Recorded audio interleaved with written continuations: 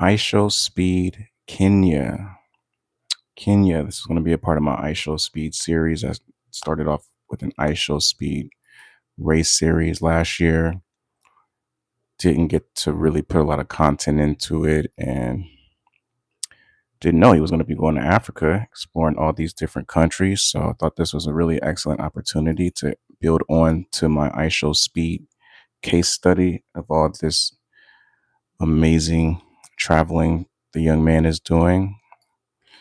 And Kenya. Kenya. So it says when Ishowspeed touched down in Kenya, he stepped into a land whose story predates modern nations, borders, and even recorded history. Kenya sits at the heart of the Great Rift Valley, a geologically active corridor that has yielded some of the world's most important paleoanthropological discoveries. Fossils of early hominins that push human origins back millions of years. So, some of the oldest dated fossil records come out of Kenya. This is why scientists often call the region the Cradle of Humanity.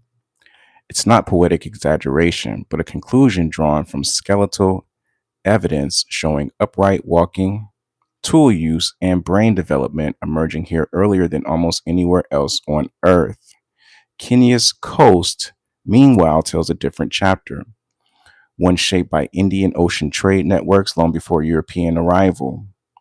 While East Africa was not the central hub of the transatlantic slave trade, coastal Kenyan communities were still impacted by enslavement through Arab and Portuguese trade routes, creating deep historical wounds alongside cultural exchange. Cities like Mombasa became crossroads of Africa, Arabia, Persia, and Asia. Didn't know that. Layers of influence that still define Kenyan identity today. Kenya's global contributions are quieter than monuments, but no less foundational. Archaeological sites reveal some of the earliest known stone tools, reshaping how science understands human problem solving and adaptation. Agricultural practices from East Africa influence modern approaches to land stewardship, crop resilience, and pastoral living. The Swahili language, born from centuries of interaction between Bantu speakers and Arabic traders, became one of Africa's most widely spoken languages and a diplomatic bridge across the region. From this culture comes Hakuna Matata, often reduced to a catchy phrase, but in its original context, it reflects a philosophy of communal reassurance, emotional regulation, and social harmony. There are no troubles, not because life is easy, but because burdens are carried together. Kenya's geography reinforces this mindset. From Mount Kenya's glacial peaks to the coastal mangroves and inland savannas, the land itself teaches adaptation, patience, and respect for systems larger than any individual. That respect is most visible in Kenya's wildlife, where science meets mystery. Lions, leopards, elephants, rhinos, and buffalo, often called the Big Five, are not just symbols but evolutionary marvels. Elephants have been shown to sense seismic vibrations and low frequency sounds through their feet, allowing them to communicate and navigate across vast distances. Emerging research suggests that they may also respond to subtle cues from Earth's magnetic field during migration. Lions display complex social cooperation rarely seen in large predators, while leopards exhibit neurological adaptability that allows them to thrive from forest to arid regions with minimal behavioral change. Rhinos possess an acute spatial memory tied to specific territories, and buffalo move in coordinated group patterns that function most like collective decision making systems. Some migratory routes followed by these animals align with ancient geological fault lines and magnetic anomalies, patterns scientists can measure but not fully explain. In Kenya, nature isn't just scenery, it's an active living archive of intelligence, survival, and deep time.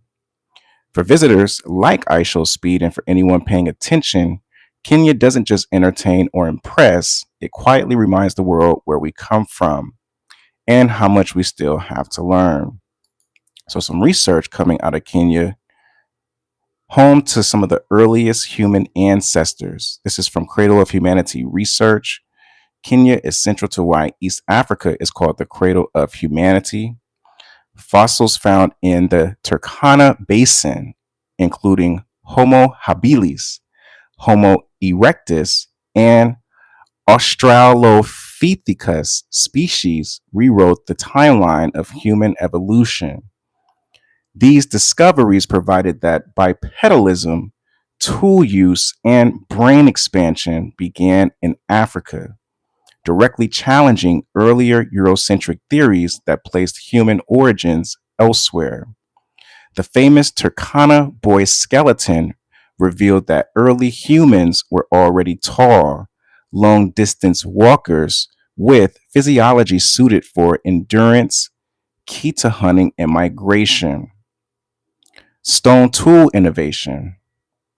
Research in Kenya uncovered some of the earliest known stone tools, dating back over 3 million years. These findings changed how scientists define intelligence, not as language alone, but as problem solving, planning, and adaptation.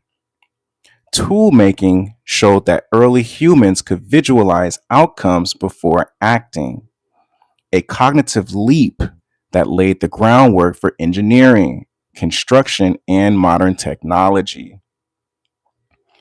The Big Five in animal intelligence research. Kenya's wildlife research transformed global understanding of animal cognition. Studies on elephants demonstrated empathy, mourning behaviors, memory spanning decades, and long distance communication through infrasound. Lions in Kenya revealed rare cooperative hunting in social hierarchies among predators. Salute to the chat. Salute to you guys. I appreciate you guys tuning in. Sorry, I can't pay too much attention to the live chat feed, but I appreciate you guys. What's up, Mid Gamer? What's up, Sharon Brosnan? I appreciate you guys. God bless you guys. Thank you for the likes, the subscriptions, and the views. I really, really, really appreciate you. God bless you. Hope you have a blessed weekend, that you're safe. God protects you and your family. Anything that you touch, I pray that God blesses it, okay? Really appreciate you guys and the love that you've been showing me. I only have a few minutes. I have a lot of clients today that I have to see. I'm a licensed marriage and family therapist, so in between my sessions, I try as much as I can to show you guys some love. Just wanted to champion Ishowspeed's visit to Africa here. So, lions in Kenya reveal rare cooperative hunting and social hierarchies among predators.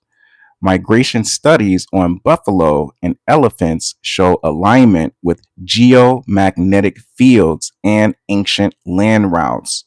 So, rhinos and lions are actually following ancient landlines and routes that go back thousands and thousands of years ago through these geomagnetic fields. So when they're walking and trekking along terrain, they're actually following a specific system that's embedded in the earth. So there's a lot of research there I love just animals in general. So there's a really big book of wisdom there. Migration studies on buffalo and elephants showed alignment with geomagnetic fields and ancient land routes, hinting at navigation systems science can observe but not fully explain. They're essentially operating off their own GPS system. Swahili language and cultural anthropology.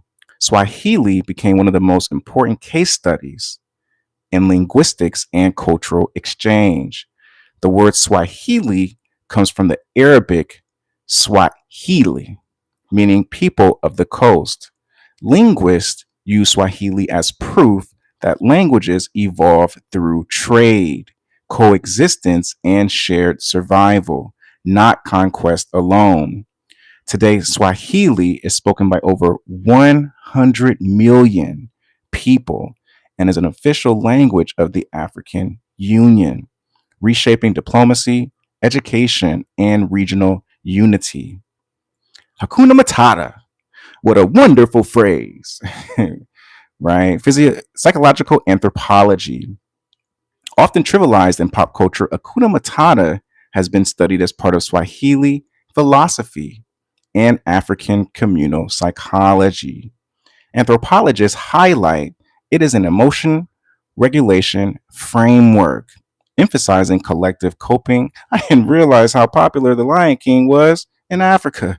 I thought it was like a popularized sort of capitalist, invention. Of course, they're going to extract all these different pieces of wisdom from Africa and turn it mainstream. But I didn't think when you actually went into Africa, it was such a big deal.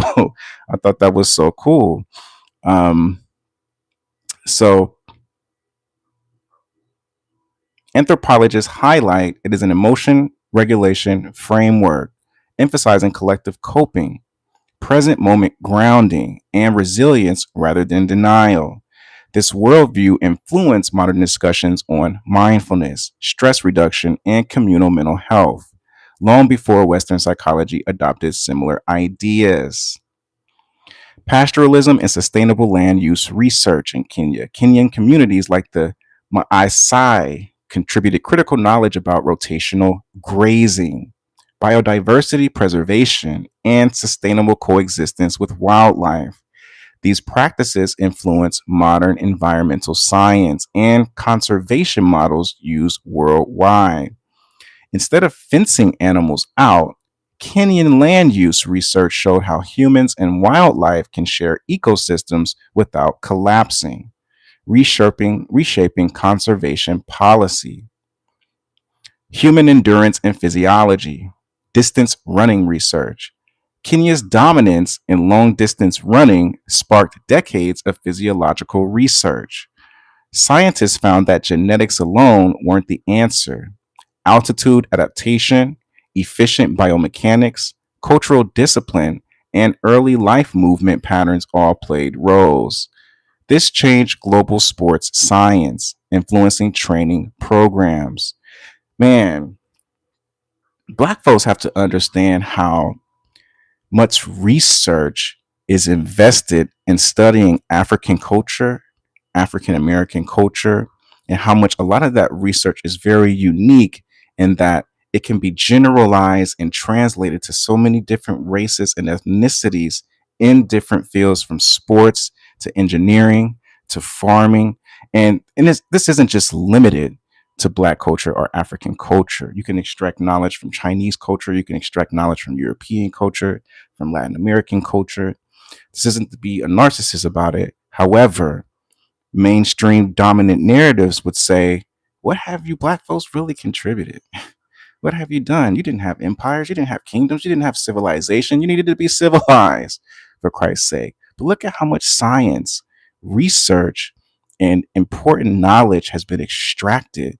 Minerals, resources have been pulled from black economy here in Africa, among many, many different countries, that is still being applied today. Sports science, biomechanics, training programs, military endurance research, cardiovascular health studies worldwide. If Black people ever had a doubt of their value and contribution to the world and the knowledge center of humanity, look at Africa. Look at African Americans. Look at all these great just research that has been extracted from your people. Love yourself. Love you guys. Hope you have a blessed day. I have a client that's already ready to go. Check you guys out later. What's up? Salute to you, Sawad Mohammed, Sharon Bronson. Hope you guys have a blessed day.